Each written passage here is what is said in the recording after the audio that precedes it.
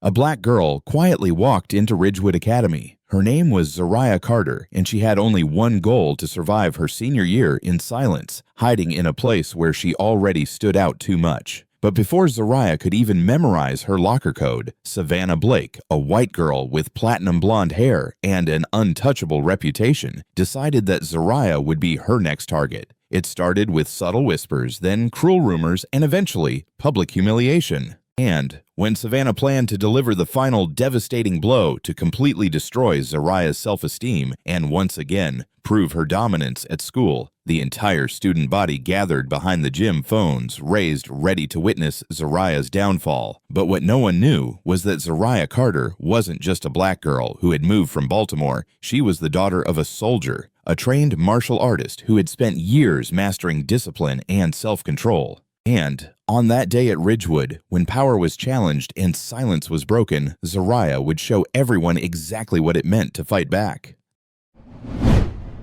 The yellow school bus creaked to a slow stop in front of Ridgewood Academy, a prestigious private school nestled in a quiet, tree-lined neighborhood that looked more like a college campus than a high school. The early morning sunlight filtered through the thick autumn leaves, casting warm, golden patterns across the wide sidewalk, where students in tailored uniforms and polished shoes bustled toward the grand entrance. Some carried designer backpacks slung casually over one shoulder. Others clutched their phones, already lost in the glow of screens and group chats, their voices rising in laughter and gossip. But no one noticed the girl who stepped off last. Her name was Zariah Carter. Zariah descended from the bus slowly, almost cautiously gripping the worn straps of her black canvas backpack. Her sneakers, clean but faded, contrasted sharply with the polished shoes worn by the other students. She kept her gaze low, avoiding eye contact with the chattering crowd that surged past her like a rushing current. Her skin was deep mahogany, and her dark braided hair was pulled back into a tight bun, revealing the sharp lines of a face that had known both strength and sorrow.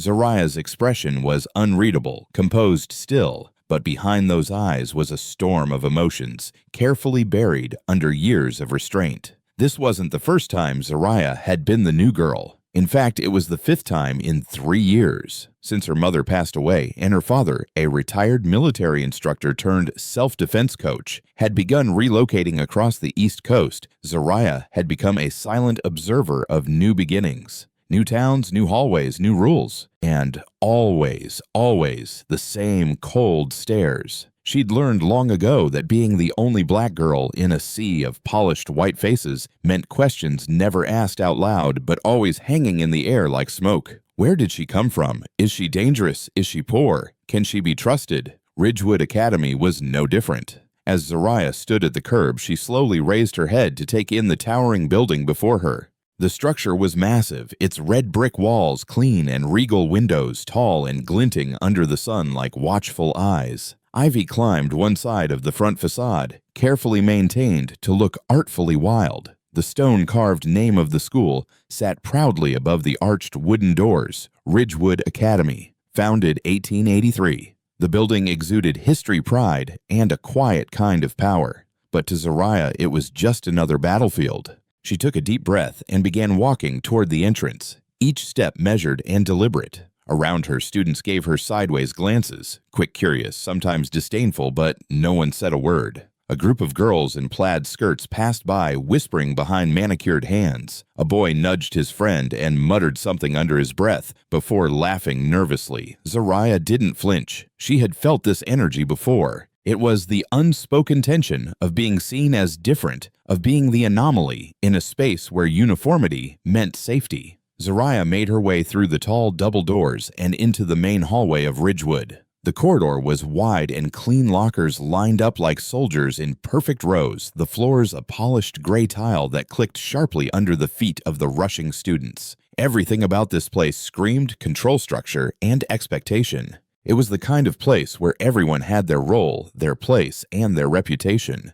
And Zariah. She didn't fit into any of it. Not yet, and maybe not ever. She walked quietly down the hallway, searching for her locker. The noise around her seemed to fade into a dull hum. Her fingers gripped the piece of paper in her pocket where the office assistant had scribbled her locker number and class schedule. She didn't rush. She moved like someone used to surviving in foreign territory, slow, aware, careful not to touch, not to look, not to breathe too loudly. It wasn't just about being unnoticed. It was about not becoming a target. In places like Ridgewood, attention could be dangerous. Even so, despite her best efforts, Zariah felt the stares follow her like shadows. Some were fleeting. Others lingered, dissecting her appearance, her silence, her mere presence. She didn't wear makeup like the other girls. Her uniform was clean but didn't quite hug her body like theirs did. No tailored hemline, no designer embellishments. She wasn't smiling. She wasn't talking. And in Ridgewood, silence wasn't golden. It was suspicious. As she finally located her locker number, 148, bottom row near the science wing, Zariah crouched down and began to spin the lock. Her fingers moved with mechanical familiarity. But inside her mind was already mapping out her plan for the year: stay quiet, stay distant graduate, and leave. No friends, no drama, no attachments. Just finish the year without trouble. That was all she wanted. That was all she ever allowed herself to want. But somewhere deep down beneath the layers of calm and calculation, Zariah felt it, the sense that this time would be different. Not because she wanted it to be, but because something in the air at Ridgewood felt volatile, fragile. Like something beneath the polished exterior was waiting to snap. And somehow, even though she'd only just arrived, she could feel the eyes of the school already turning toward her, not just in curiosity, but in something colder, sharper. She had only just closed her locker and stood upright when she felt it, a shift in the air, a subtle hush. The buzzing hallway seemed to slow. Students moved aside, instinctively creating a path she hadn't asked for. Zariah didn't need to turn around to know someone important had just entered the hallway behind her. She could feel the presence like static in the air, pulsing with authority and expectation. And just like that, the game began. Ridgewood Academy wasn't going to give her peace. It was going to give her a war. And whether she liked it or not, Zariah Carter had just walked into the center of it. The hush that fell over the hallway wasn't loud or dramatic. It was subtle, like the sudden drop in temperature before a storm rolls in.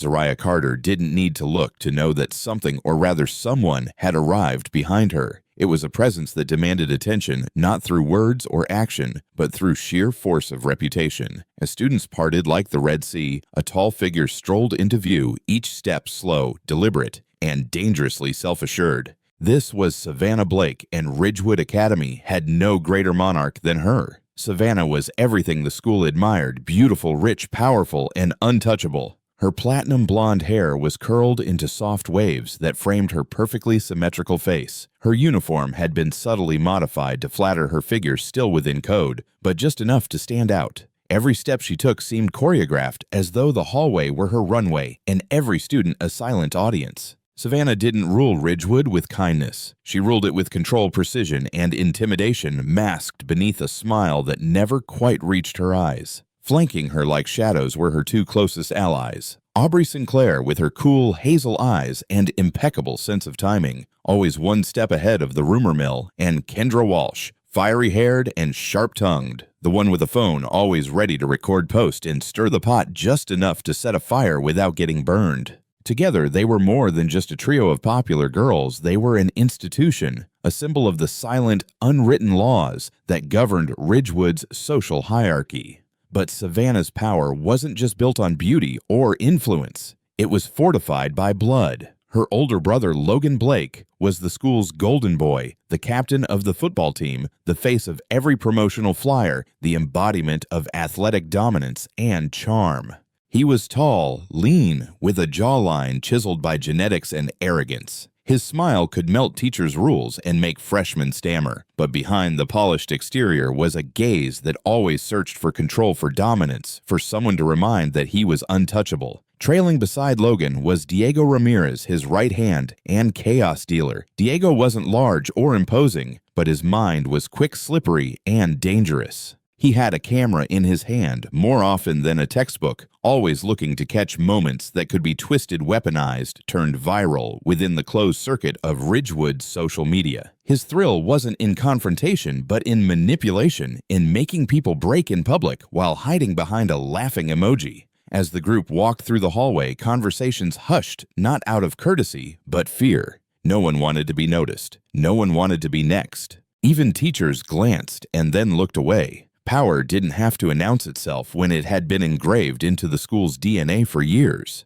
Zariah, still standing by her locker, didn't turn around right away. She heard the designer heels click closer, felt the gazes tighten around her like a net. Then she straightened her back and finally pivoted just slightly, just enough to meet Savannah's eyes. For a brief moment, time stretched. Savannah's expression was polite, but her eyes were cold, calculating. They swept over Zariah from head to toe, not with curiosity, but with the precise scrutiny of someone measuring a threat. There was no overt insult, no raised voice, no dramatic confrontation, just a single glance, sharp and assessing. And that was all it took for Zariah to understand. She had been noticed. She had been marked. Savannah tilted her head slightly, her lips curling into a faint smile that somehow felt like a warning, more than a greeting.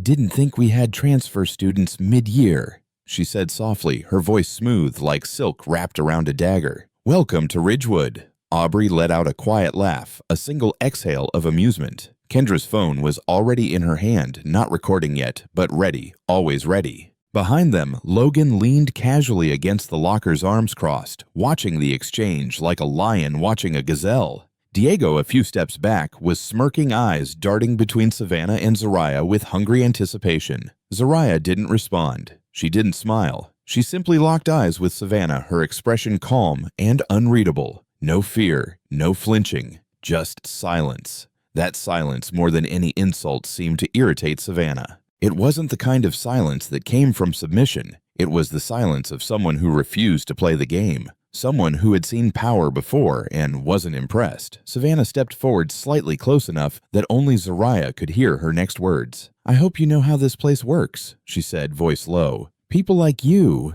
they usually learn fast." Zariah blinked once, slow and steady. Then she turned back to her locker, finished organizing her books, and closed it with a soft, firm click. She didn't respond. She didn't give Savannah the pleasure of a reaction. And then she walked away, moving through the still watching crowd with a calm that felt somehow threatening. Behind her, Savannah stood frozen for a second too long. Aubrey leaned in, whispering, "She's different." Savannah didn't answer. Her smile had faded. Her eyes narrowed slightly as she watched Zariah disappear down the hall. She had meant to intimidate. Instead, she had found something unfamiliar: resistance without defiance, strength without aggression. It unnerved her in a way she couldn't explain. This wasn't going to be like the other times. This new girl, this quiet girl from Baltimore, had just walked away from Savannah Blake without flinching. And Savannah Blake hated being ignored. The pieces had moved. The board had been set. And, whether anyone realized it yet or not, a new game had just begun at Ridgewood Academy. The first few days at Ridgewood Academy passed like a slow-burning fuse, quiet but undeniably tense.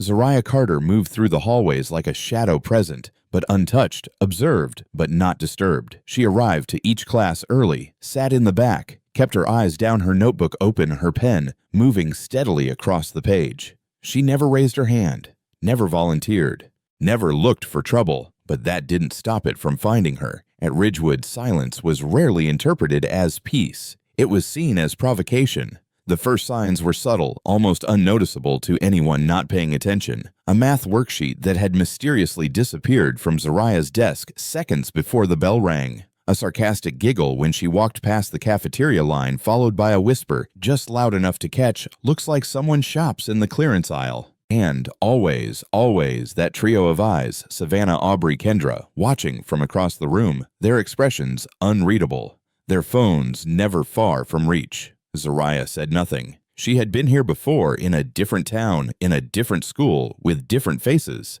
The tactics were always the same. The laughter, the whispers, the casual cruelty designed not to bruise skin, but to pierce something deeper. She had learned long ago that the only way to survive was to stay still. Stay silent and let the storm pass. But Ridgewood wasn't letting her pass. It was building slowly day by day into something heavier. The first escalation came in third period English. Savannah and her crew arrived just as the bell rang, their heels clicking softly against the tile, and slid into the desk directly behind Zariah. Ms. Harrington, the teacher, didn't even glance up, too preoccupied with her laptop. Zariah kept her eyes forward, her back straight, her hands folded neatly on the desk. She didn't flinch when she felt a crumpled piece of paper hit the back of her neck. She didn't open it. She didn't turn around when Kendra giggled, not even when Savannah leaned in and stage whispered, "Do they even teach Shakespeare in the hood?" Followed by a ripple of laughter that spread across the back row like a virus. Zariah just stared at the whiteboard, forcing her heartbeat to slow, her grip on her pen to loosen. This wasn't pain. This was just noise. But the more she ignored them, the more restless they became. Like children poking a sleeping lion, convinced that if they prodded long enough, it would roar. What they didn't understand was that Zariah had already roared once, and she never wanted to again. By Thursday, the whispers had become a steady current flowing behind her wherever she went. She thinks she's better than everyone. She never talks. So weird. Bet she has a criminal record. I heard her mom died. Probably drugs. The words weren't just cruel. They were targeted, crafted to wound. Zariah walked past the lockers, her eyes forward, and she felt them each comment like a needle sliding beneath the skin. But she said nothing. She reacted to nothing. Even when Kendra made a point of accidentally knocking her water bottle off the desk, or when Aubrey posted a blurry picture of Zariah eating alone in the cafeteria with the caption, "Mood Isolation FT Low Budget Lunch." No teachers intervened. No students spoke up because Ridgewood didn't reward bravery. It rewarded conformity. And Savannah Blake was the queen of conformity.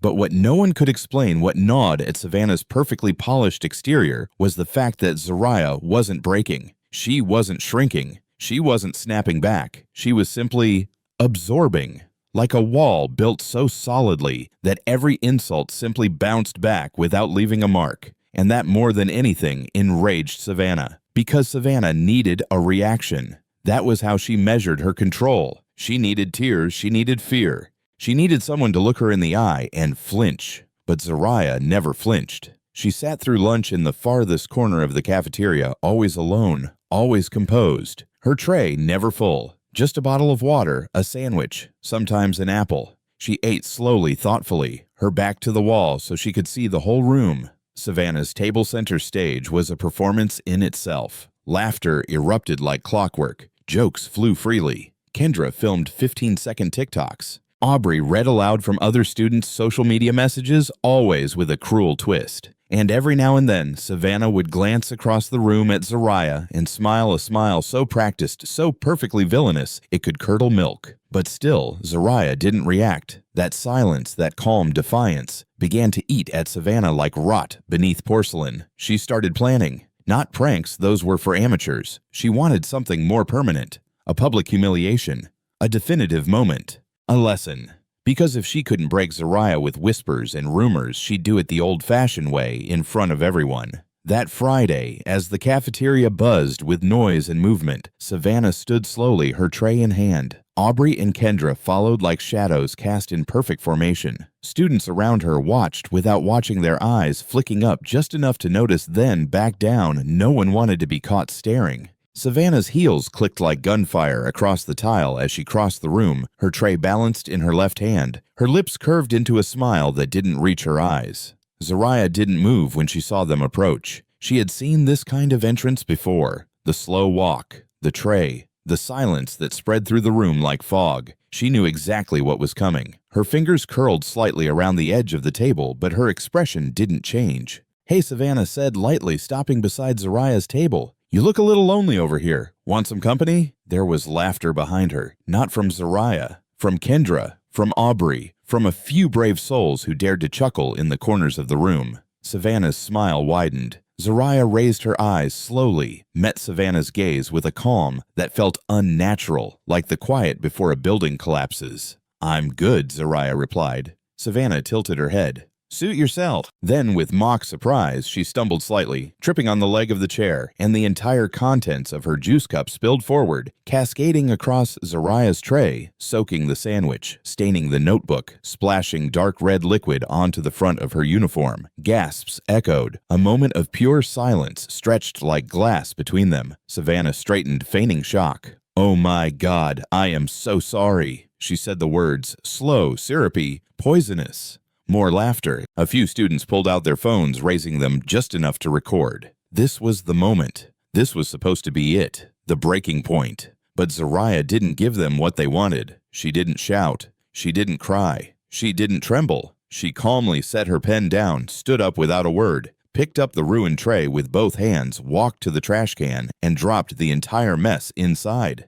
Then she took a napkin, wiped the juice from her sleeve, and walked out of the cafeteria with her head held high. No tears, no fear, no surrender. Behind her, the room was frozen. The laughter had died. The phones were lowered. And Savannah Blake stood in the center of it all, gripping her empty juice cup, feeling something she hadn't felt in years. Doubt. Real unshakable, unfamiliar doubt. Because she hadn't just failed to humiliate Zariah, she had made her more powerful. And for the first time in her perfectly ordered, carefully controlled world, Savannah Blake realized that she wasn't the one people were watching anymore. It was the girl who walked away. The girl who didn't speak. The girl who refused to bow. The door to the small two-bedroom apartment creaked open just after 4:30 p.m., and Zariah Carter stepped inside without a word. The weight of the day still clung to her like the lingering stickiness of the juice that had dried along her sleeve. She didn't head straight to her room, didn't take off her shoes or drop her backpack by the door like she usually did. Instead, she stood still in the living room, staring blankly at the framed photograph sitting on the bookshelf, her mother's smile frozen in time, the same warmth Zariah could still remember even if the sound of her voice was beginning to fade. Her father's voice came from the kitchen a moment later, low and steady just like always. "You home?" he asked. "Yeah," Zariah replied, her voice quiet but not broken. She took a slow breath, then moved to the worn-out couch in the middle of the room, sinking into it like someone finally letting go of a breath they'd held too long. Her father, Darius Carter, appeared a moment later, wiping his hands on a dish towel. His tall frame still bore the presence of a soldier. Broad shoulders, rigid posture, a calm in his eyes that only came from facing storms and surviving them. He wasn't wearing his military uniform anymore. These days, he wore sweats and hoodies and spent most of his time running his local self-defense gym teaching discipline and control to kids who were too angry, too wild, or too lost to know what to do with their own hands. Darius knew how to read people, and right now, he didn't need to ask what happened. He could see it all over his daughter's face, not in the form of tears or trembling, but in that heavy, quiet stillness that always came before she cracked. He didn't ask right away. He sat beside her, waited a moment, then simply said, "You want to talk about it?" Zariah nodded barely. It took her a minute to find the words. "They dumped juice on me," she said finally, "in front of the whole cafeteria. Everyone saw it. Some were recording." Darius didn't react. No surprise, no anger. Just calm, waiting. "I didn't do anything," she added, her voice tight. "I got up, threw it away, and walked out. Just like you taught me. I didn't give them what they wanted. But..." Her voice trailed off and her hands clenched tightly in her lap. "But I don't know how much longer I can keep doing this, holding it all in, being quiet, taking hit after hit. I'm scared, Dad." Darius turned to her, placing a firm hand on her shoulder. "What are you scared of?" She hesitated, then whispered, "Of becoming her again." His eyes softened. He knew exactly who she meant. Her, the version of herself that had surfaced 2 years ago in Baltimore. The one who had snapped after months of harassment. The one who had defended herself with a move so quick and forceful that the other girl had ended up with a broken collarbone. The one who had been labeled violent, dangerous, expelled. Darius had been there through it all. He'd seen the headlines, the stares the way even teachers whispered behind closed doors. But more than anything, he'd seen what it did to Zariah, how it hollowed her out, made her afraid of herself. "You didn't become something evil that day," Darius said slowly, firmly. "You defended yourself. You lost control, yes, but that wasn't your failure. That was theirs. The school. The adults. The ones who should have stopped it long before it got to that point." Zariah shook her head. "But what if it happens again? What if I lose it, and this time it's worse?" Darius looked at her, his voice low and unshakable. "Then you'll stop it before it gets that far. Because you're stronger now. Because you've learned." He stood and paced in front of her as he always did when his mind turned to teaching. "You know what I taught you wasn't just about fists. It's about control, about understanding the difference between reacting and choosing. Every time you walk away, that's a victory. But don't confuse silence with surrender. Don't confuse peace with permission. If someone keeps pushing you into a corner, eventually you have to draw the line. You didn't start this, Zariah, but you can end it." Zariah stared at the floor for a long moment, letting the words sink in. "I don't want to hurt anyone, Dad," she murmured. "And that," Darius replied, sitting back down, "is exactly why I know you won't." He paused, then added, "But you also don't have to carry all of it alone. I know how heavy this gets. The looks, the rumors, the feeling like your skin makes you a target before you even speak. I've lived it, and I raised you to carry it with strength, but not with silence." Zariah nodded slowly. Her jaw set her breath deeper now. The fog in her mind began to clear. She remembered what she had felt walking out of that cafeteria. Not shame, not rage, but something else, something stronger. Resolve. Darius smiled softly, placing a hand on her head like he had when she was a little girl. "You're not like the others, Zariah. You're not playing their game. But if they try to drag you into it again, make sure they know who they're dealing with." The next morning, as Zariah stepped off the bus, the sun rising behind Ridgewood Academy cast a long, golden shadow across the pavement. But she didn't feel cold anymore. She didn't feel small. Something in her had shifted.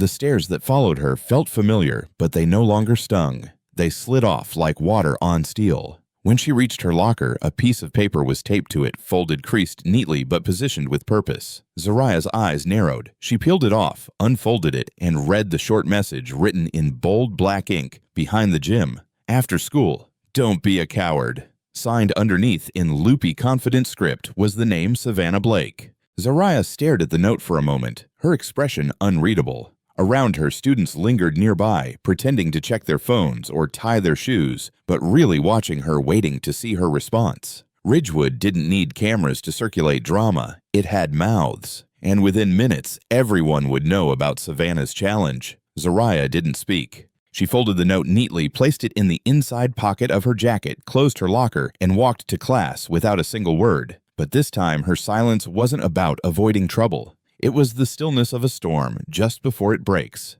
because Zariah Carter had finally made a decision. She wasn't going to break. She was going to finish what someone else had started. The weight of the note stayed in Zariah's jacket pocket all day, not just as a physical object, but as a presence, a silent countdown ticking beneath the fabric, pulsing like a second heartbeat. Every hallway she passed, through every classroom she entered, was laced with whispers. Students turned to watch her with eyes wide with anticipation, as though waiting for the next scene in a drama they didn't realize was real for the person at the center of it. Phones buzzed beneath desks. Group chats exploded with speculation. "She's not going to show. She has to." Savannah called her out. "I bet Logan will be there. This is going to be wild." Zariah didn't respond to any of it. She didn't glance at the faces, didn't let her gaze drift toward Savannah, who sat 3 rows ahead in chemistry, her posture perfect, her pen tapping in rhythm with the growing tension in the air. From behind, Aubrey and Kendra leaned into one another, their eyes flicking back toward Zariah with smug little smiles, as if they had already won. But they hadn't noticed it yet, the shift. They hadn't felt what Savannah had started to feel ever since the cafeteria incident. The control was slipping. Lunch came and went. Zariah sat at her usual corner table, unmoved by the students who stared more openly now. Even those who never used to notice her were paying attention, some with doubt, some with curiosity, a few with something that looked a lot like hope. Zariah's hands moved steadily as she unwrapped her sandwich. She chewed slowly, deliberately, her face calm, but her thoughts razor-sharp. This wasn't just a confrontation. It was a stage Savannah had set believing Zariah would fold beneath the spotlight. But Savannah didn't know that Zariah had never needed a stage. She had lived her whole life under scrutiny, and she had learned how to carry herself in the shadows so that when the light finally hit her, she wouldn't flinch. By the time the final bell rang and students flooded out into the corridors, the tension was so thick it practically buzzed. People weren't going home. They were going to the back of the gym. They moved in small packs, whispering, laughing nervously, pretending not to care too much, even as they hurried to find a spot where they could see everything.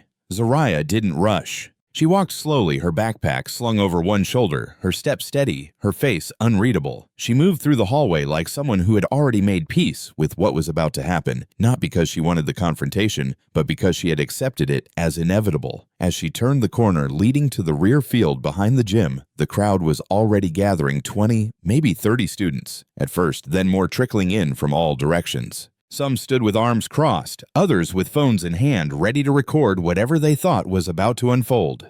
At the center of it all stood Savannah, radiant and composed, as if she were preparing for a coronation rather than a confrontation. Her uniform looked flawless, her hair perfect, and beside her, as always, stood Aubrey and Kendra. A few feet back, Logan leaned against the wall with his arms folded, wearing that infuriatingly smug expression that always screamed entitlement. Diego stood next to him, his phone already up recording, capturing every breath. When Zariah stepped into view, the crowd quieted. All heads turned, all gazes locked on her. The weight of attention pressed down like a tidal wave, but Zariah walked through it like stone through water. Savannah's eyes followed her every step, that same knowing smirk playing on her lips, the smirk of someone who believed she still held the script. "Well," Savannah said loud enough for everyone to hear, "at least you showed up. That's surprising." Zariah didn't respond. She came to a stop 3 steps away, standing tall, her arms relaxed at her sides, her expression as calm as ever. Savannah tilted her head. "I was starting to think you were just a myth." The silent girl with the scary eyes. There was a ripple of laughter behind her. Logan chuckled. Diego grinned.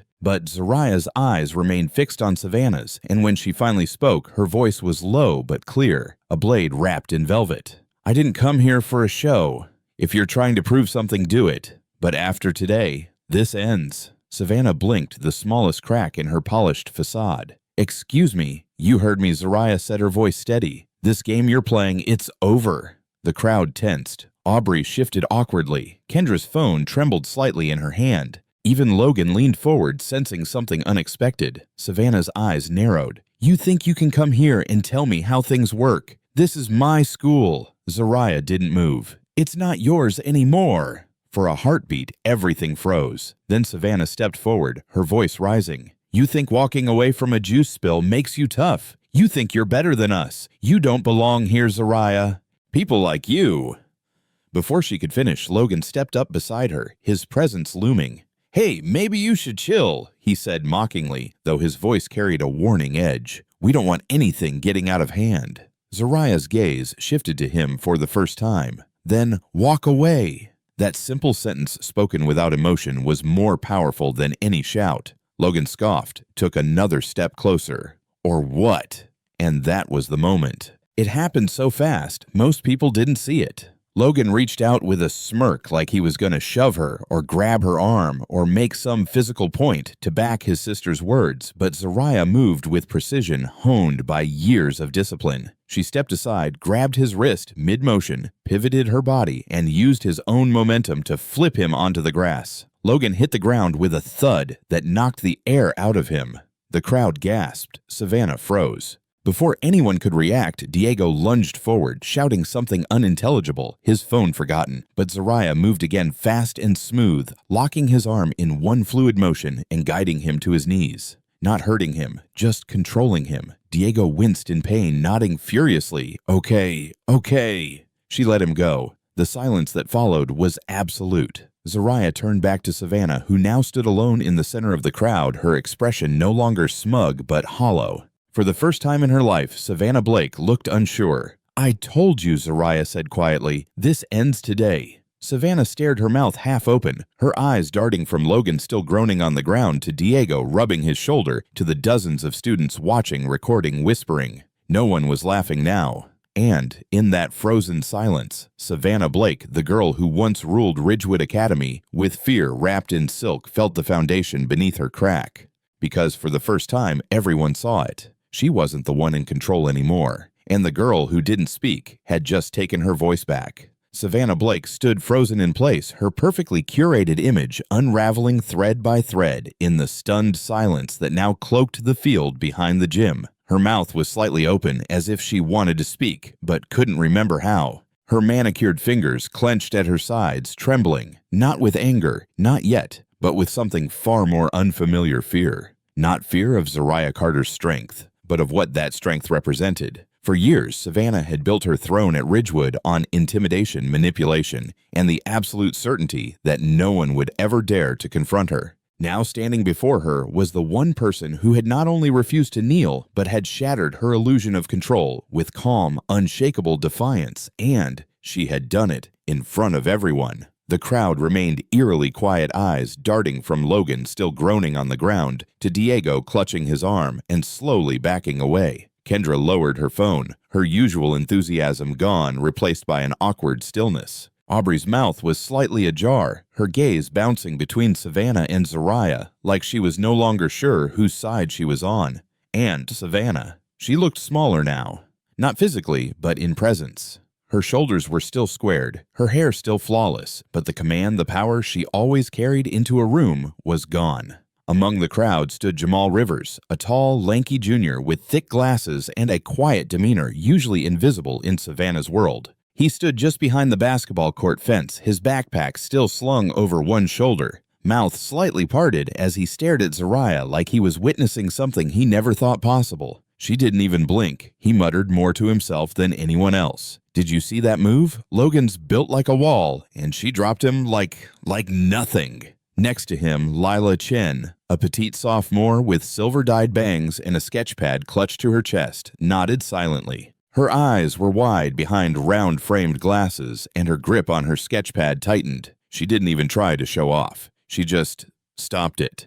Like she knew how this would go the whole time, she whispered a strange mix of fear and admiration in her voice. A few steps away, Trey Michaels, one of the school's varsity baseball players, stood with his arms crossed, his uniform half unzipped after practice. His usual smirk was gone, replaced with furrowed brows and a slow shake of his head. "Savannah's done," he said under his breath, nudging the guy next to him. "No one's ever shut her down like that. That was different." By the tree line near the field's edge, Emilia Vasquez, a junior known for her role in the drama club and her bright pink hoodie, watched the scene unfold with her earbuds hanging loose from her neck. She bit her lip, eyes locked on Zariah. "She's not just strong," she murmured. "She's calm. That's scarier than yelling. She's not trying to win. She's already won." Zariah didn't move. She stood still, her breathing steady, her hands relaxed by her sides. She wasn't triumphant, wasn't gloating. There was no smirk on her lips, no look of revenge. Her expression was neutral, composed, like this wasn't a victory to celebrate, but simply a moment that needed to happen,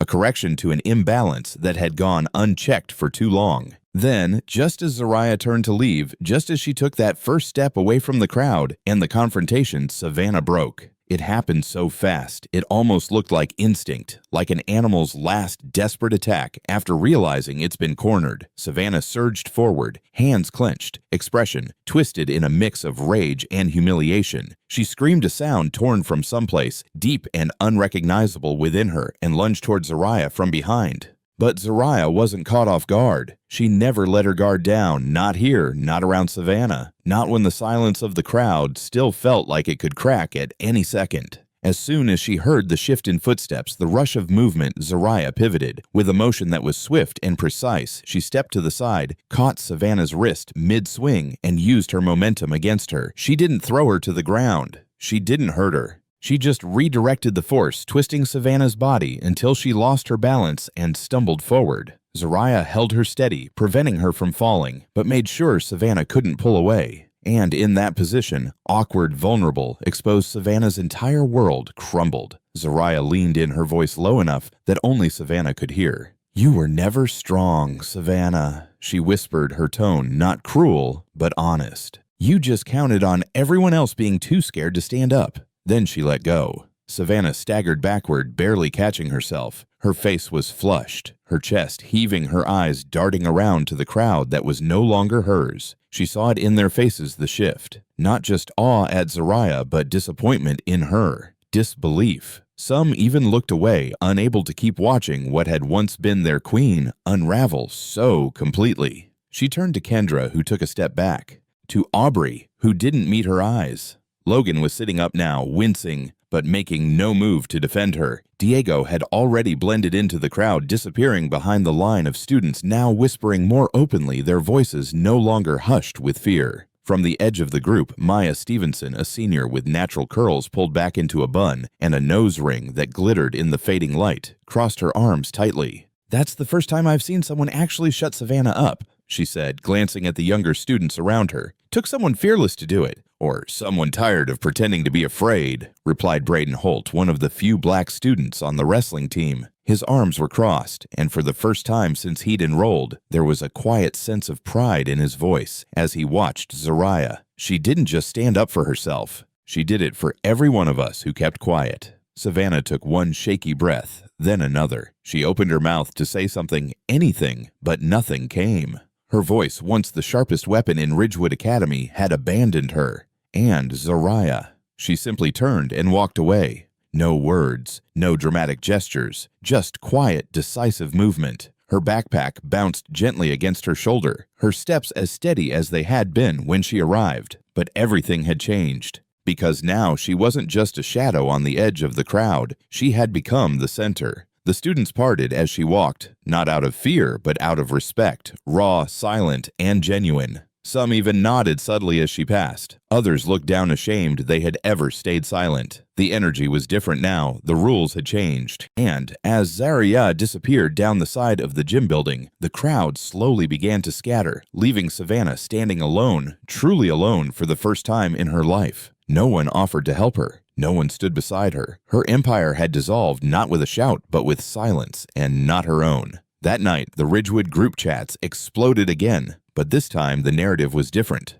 Videos circulated not of Zariah being humiliated, but of her standing still composed while others crumbled. Clips of Logan being flipped, Diego on his knees, and Savannah lunging like a child having a tantrum. The captions no longer mocked Zariah. They admired her. She's a beast. New queen of Ridgewood. Savannah who, but Zariah didn't read any of it. She wasn't interested in the titles, the labels, or the hype. She had never wanted to be a ruler. She only ever wanted to be left in peace. And for the first time since stepping foot in Ridgewood Academy, she knew what that might finally feel like. Because she hadn't just ended a battle. She had ended a reign. And in doing so, she had reclaimed something far greater than power. She had reclaimed herself. The next morning, the air at Ridgewood Academy felt different, thicker, somehow charged with the residue of everything that had unfolded behind the gym just 24 hours earlier. The sun streamed through the tall windows of the front entrance, painting long golden streaks on the glossy floors, but even the light felt quieter, more cautious. Students filtered in at their usual pace, but the hallway noise was subdued, conversations carried in hushed tones, and eyes darted more than usual. It wasn't fear anymore.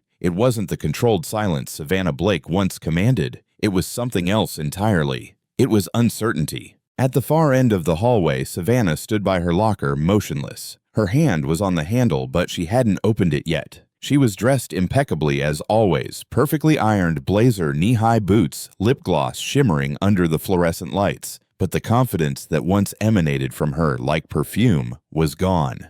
Her shoulders were too stiff, her jaw clenched too tight, and her eyes, usually cold and scanning, were now vacant, unfocused, as if she couldn't recognize the school she had once ruled. Students passed her by without stopping. No greetings, no glances of admiration, not even the subtle nods of acknowledgement that had always been part of her daily entrance. Some didn't look at her at all. Others only spared her brief pitying glances before walking away faster. She heard whispers again, but now they were different. That's her. Can you believe it? She didn't even land a hit. I thought she was untouchable. I guess not anymore. The words burned, not because they were loud, but because they were true. Savannah had lost something she never thought she could lose, the illusion of control. And worse, no one had come to help her rebuild it. From across the hall, she spotted Aubrey, once her closest confidant, now scrolling on her phone, chatting with a different group of girls.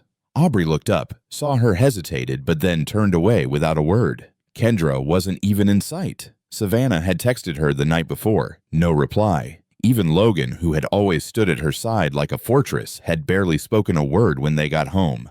He'd just gone to his room, closed the door, and left her alone in the kitchen, sitting in silence with shaking hands around a glass of water she never finished. Now, standing alone in the hallway, Savannah finally understood something she had never allowed herself to see. Her power wasn't built on respect. It had been built on fear, on silence, on obedience, on everyone else playing their roles just to survive. And once the fear was gone, there was nothing left to hold it all together. Meanwhile, not far from that same hallway, Zariah Carter walked through the school's main corridor with the same calm, deliberate pace she had always kept. She wore her usual uniform slightly loose at the shoulders, unembellished, but now the way she wore it felt different. Her back was straight, her eyes were forward. She didn't look at anyone yet, everyone looked at her. Not out of curiosity anymore, but out of respect. The whispers still followed her, but they were shaped differently now. "She's incredible. I heard she used to train with her dad like military stuff. She could have destroyed Savannah, but she didn't. She's not like anyone else here." Some students stepped aside to let her pass. A few nodded in silent greeting. Others stared in quiet awe. But Zariah didn't let any of it change her. She hadn't asked for this attention. She hadn't fought to climb some invisible ladder of popularity. All she had ever wanted was peace. And yet peace had finally found her, not through avoidance, but through confrontation. She turned the corner toward her first class and passed the media lab where, through the open door, she caught sight of Diego sitting alone, headphones half on, scrubbing through footage on his computer. For a brief moment their eyes met. He didn't smirk like he used to. He didn't nod or sneer or say a word. He just looked at her silent, unsure, and then turned back to his screen. Maybe he was editing footage from yesterday. Maybe he was deleting it. Zariah didn't care. That part of the story was no longer hers to manage. In her classroom, she took her usual seat at the back. But this time, something strange happened. As students filed in, Jamal Rivers walked past her desk, paused, and said, "Hey, that was brave, just so you know." Then he nodded once and took the seat beside her. Moments later, Lila Chen quietly slid into the seat on the other side, offering Zariah a small folded note. Inside was a sketch, an incredibly detailed pencil drawing of Zariah standing in the field, eyes steady posture, strong wind brushing her braids back. At the bottom of the drawing were the words, "The girl who stood still while the world watched." Zariah smiled, not wide, not obvious, but enough.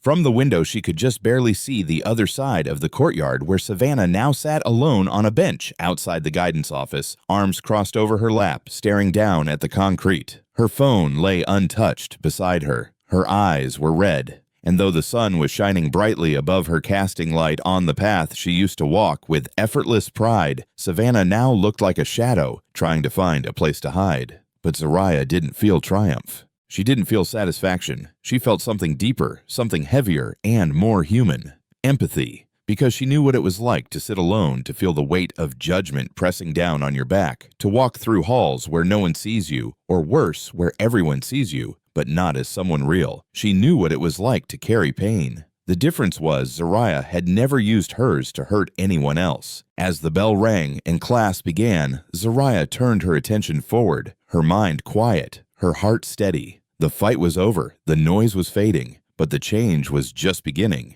And while Savannah Blake struggled to pick up the broken pieces of her manufactured kingdom, Zariah Carter wasn't interested in thrones or titles. She had no desire to lead anyone or control anything. All she had ever wanted was the right to exist, to be left alone to move through the world without having to justify her presence. And now, finally, she had earned that right. Not through fear, not through silence, but by standing tall when it mattered most. The days that followed moved slowly like the air after a storm, heavy with silence, yet strangely calm. Ridgewood Academy had not returned to normal because normal no longer existed. The school's invisible hierarchy had collapsed without a sound, and everyone was still trying to figure out what came next. Students who used to walk with their heads down now looked around with curiosity. The fear that had once stalked every hallway seated in Savannah Blake's shadow had dissolved quietly, subtly, but completely. There was no announcement, no official change in policy, but everyone could feel it. The rules were no longer written by the loudest voice or the cruelest laugh. And, for the first time in a long time, Ridgewood didn't feel like a minefield. It felt like a school. Savannah came in late that Monday. No one was surprised. She walked through the front doors alone, her steps slower, her shoulders slightly hunched. Her once perfect hair was tied back into a plain ponytail, and her makeup, normally impeccable, was minimal, almost unrecognizable. She wore the same designer clothes, but they looked different now, like a costume she hadn't yet figured out how to take off. Her eyes flicked left and right as she passed through the corridor, but no one looked at her the way they used to. No one stepped aside to clear a path. No one rushed over to greet her. The students who had once clung to her orbit like satellites now moved past her with polite indifference, as though she were a ghost of something they'd all collectively decided to forget. She paused at her locker, her fingers hovering over the combination dial, but she didn't open it. Instead, she stood there silently staring, her reflection faintly visible in the metal. Behind her, she caught glimpses of students whispering, though not as cruelly as before, just cautious, curious, unsure of what to make of someone who had fallen so hard, from so high. Savannah tried to act like it didn't matter, like none of this affected her, but her jaw clenched tighter than she realized, and her hand trembled just slightly against the locker door. In the classroom, her usual seat at the center was already taken. She hesitated for a beat, staring at it, then quietly slipped into an empty chair near the back 3 rows behind Zariah Carter. For the entire period, she said nothing. No comments, no clever interjections, no subtle digs or sideways glances. She kept her eyes on her notebook, scribbling half-formed notes in the margins, her mind clearly elsewhere. Zariah, meanwhile, remained unchanged. Her silence was no longer a mystery to be feared or a target to be mocked. It was a presence. A quiet steadiness that grounded the room. Students didn't avoid her anymore. Some even gravitated toward her. Lila Chen still sat beside her in art, sketching quietly while stealing admiring glances. Jamal Rivers had started walking with her between classes, not saying much, just keeping pace. And though Zariah never invited anyone in with open arms, her calm demeanor had opened something else in the students around her. Permission. Permission to breathe. Permission to exist without pretending. Permission to stop playing along with the rules they never wanted in the first place. It wasn't that Zariah had become popular. It was something deeper than that. She had become respected, but with that respect came something more powerful: reflection. People started remembering how they had treated her. Not just Savannah, not just the ones who laughed, but the ones who watched and said nothing. The ones who saw her sit alone and left her there. The ones who were silent when Savannah spoke for everyone. The guilt didn't scream. It whispered, quietly, persistently, and it sat heavy on the shoulders of those who had once felt powerless to change anything. Even teachers noticed, the counselors, the staff. There was a shift in posture, in tone, in how students interacted with each other. The invisible pressure had lifted, and underneath it was a school trying to figure out who it really was without Savannah's shadow dictating its every move. One afternoon, just a few days after the showdown, Savannah found herself in the library, sitting alone by the window. Her textbook lay open, untouched. Her hands rested on the table, fingers interlocked, her gaze distant. She didn't cry. She didn't frown. She just stared, as if waiting for the world to make sense again. She didn't notice when Zariah walked in, returned a book, and turned to leave. She didn't notice until Zariah paused. There was no reason to stop. No obligation, no part of Zariah that needed to prove anything more. But still, she stood there for a moment, watching Savannah, not with malice, not with pity, but with quiet understanding. Savannah looked up, their eyes meeting for the first time since the field. And then something passed between them, an unspoken truth that didn't need to be named. Savannah didn't apologize. Zariah didn't demand it. But in that brief exchange, something softened. A wall crumbled. A silence shifted. Zariah gave her a small nod. Not of approval, not of forgiveness, just acknowledgement. Then she walked away. That nod said more than any speech could have. It said, "I see you. I'm not afraid of you. And I'm not your enemy. Not anymore." Savannah watched her go, her throat tight, her hands trembling under the weight of everything she had once been. And, for the first time, she didn't feel the need to defend herself, because she knew she had been wrong, not just in how she treated Zariah, but in how she built her power on fear, on silence, on the pain of others. That realization didn't set her free, not yet, but it opened a door, one she hadn't known she needed to walk through. The story of Zariah Carter spread across Ridgewood, not like wildfire, but like rain, steady cleansing, inevitable. It washed away the old ways, one whisper, one nod, one changed mind at a time. And while some still clung to the remnants of the old system, most had begun to understand what real strength looked like. It didn't look like shouting from the center of the room. It looked like standing tall in silence, with nothing but your truth in your hands. And Zariah Carter, she didn't ask for power. She didn't ask to lead. But by refusing to bow, by refusing to let herself be erased, she had become the strongest person Ridgewood had ever seen. Not because she won, but because she never needed to. Spring crept into Ridgewood Academy, quietly threading through the tall windows and swaying the trees outside with a gentleness that mirrored the shift inside the school itself. The tension that once hovered over every hallway like a low fog had lifted, and in its place was something more open, more breathable, like the first deep inhale after a storm. Morning announcements carried on as usual. The bells still rang sharp and mechanical, and teachers still handed out homework with tired smiles. But there was a difference in how students moved. They no longer looked over their shoulders. They no longer whispered in corners about who was safe to speak to, who was too powerful to challenge. The silence that once fed the hierarchy had fractured, replaced by a cautious honesty, and it all traced back to a single moment, to a single girl who had stood in front of the whole school and refused to break. Zariah Carter sat in the courtyard, beneath the old oak tree near the science wing, a paperback novel resting in her lap, the wind gently tugging at the loose strands of her braids. She was alone, as she often chose to be, not because she was isolated, but because solitude had become her sanctuary, her space to breathe without performance. Around her, students passed by on the way to class or lunch, some offering a quiet smile, others a respectful nod. No one bothered her. No one dared to disrupt the stillness she carried, but that stillness no longer made her an outsider. It made her something else. A compass, a reminder. Across the courtyard, Savannah Blake sat on the edge of the stone fountain, her posture more subdued than the girl who had once ruled these very grounds. She wore jeans instead of designer skirts, now sneakers instead of heels, her hair pulled into a messy braid that she didn't care if people judged. Her phone stayed in her backpack untouched. She had deleted every group chat, every curated social circle she had once used to control the narrative. She didn't need them anymore. Or maybe she finally realized she never did. She looked up occasionally, not to watch Zariah, but simply to see her, and there was no resentment in her gaze, only quiet respect and something softer, something more honest. She had started going to therapy, on her own, had asked her parents to stop speaking for her and started trying to find her voice without using it as a weapon. She didn't try to reclaim her throne. She didn't want it anymore, not if it meant building power on broken backs. The rest of Ridgewood watched the silent transformation of both girls unfold like a slow, healing breath. Students who had once laughed the loudest now sat with people they never noticed before. Tables in the cafeteria that used to be separated by status became scattered with new faces. No one forgot what had happened. No one dared to pretend it didn't matter. But rather than treat it like a wound, Ridgewood had begun to treat it like a scar, a reminder of what had been and what no one wanted to return to.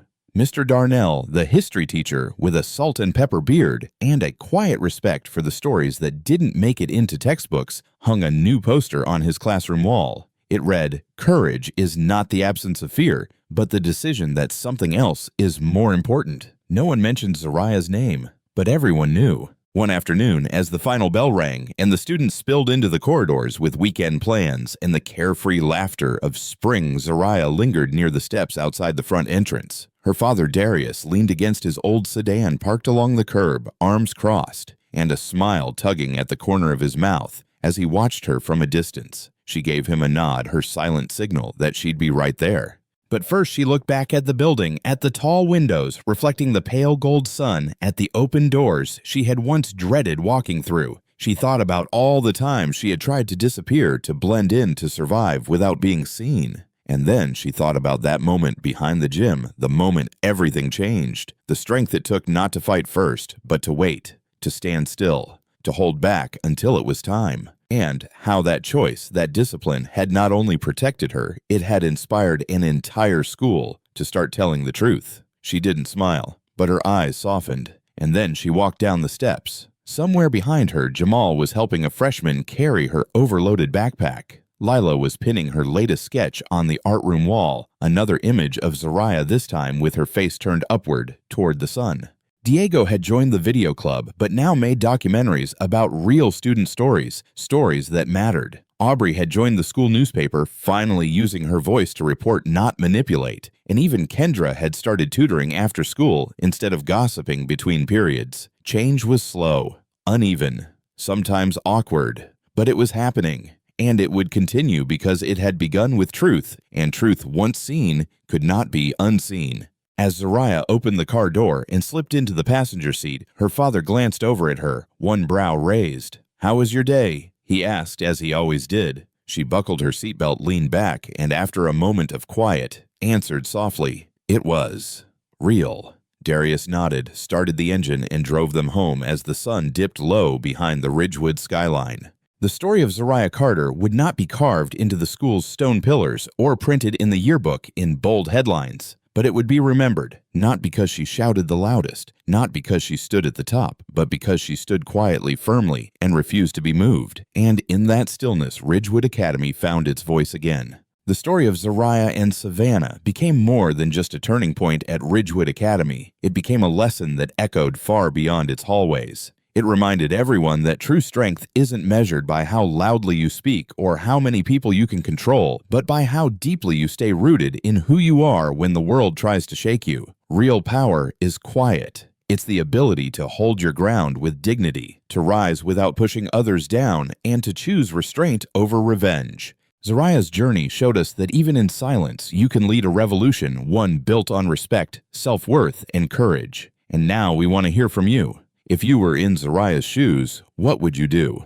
Would you fight back? Would you stay silent? Or would you find a way to stand tall without ever throwing the first punch? Share your thoughts in the comments below. Your voice matters. If this story moved, you don't forget to share it with a friend who needs to hear it, and subscribe to our channel so we can continue bringing more stories that inspire strength, empathy, and change. Thank you for being here and for believing in better. Join us to share meaningful stories by hitting the like and subscribe buttons. Don't forget to turn on the notification bell to start your day with profound lessons and heartfelt empathy.